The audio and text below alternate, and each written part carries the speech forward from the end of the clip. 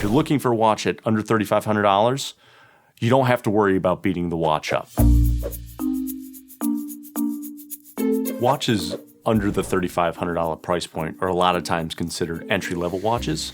It's the largest price segment there is in the industry. It's also the most saturated segment in the watch industry. In this price point, you will find brands like Oris and Hamilton and Longines. You're going to find Japanese watchmakers, Seiko and Grand Seiko sometimes. You're also going to find American watchmaking.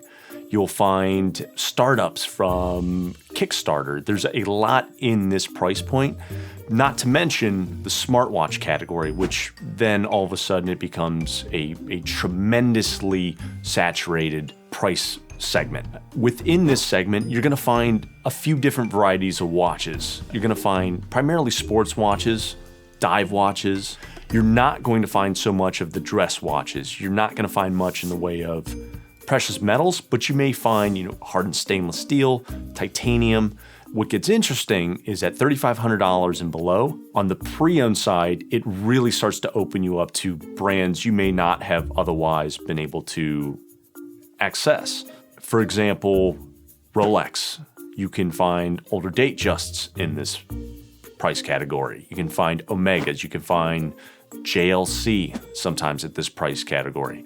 Depending on what you're looking for, there probably is going to be something for you here.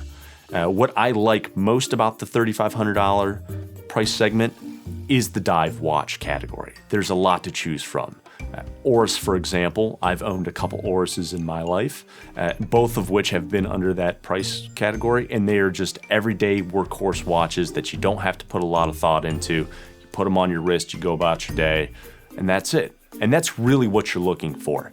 $3,500 is also a great segment for gifts. People are buying watches out of this price segment for anniversary gifts, for wedding gifts, for college and high school graduation gifts.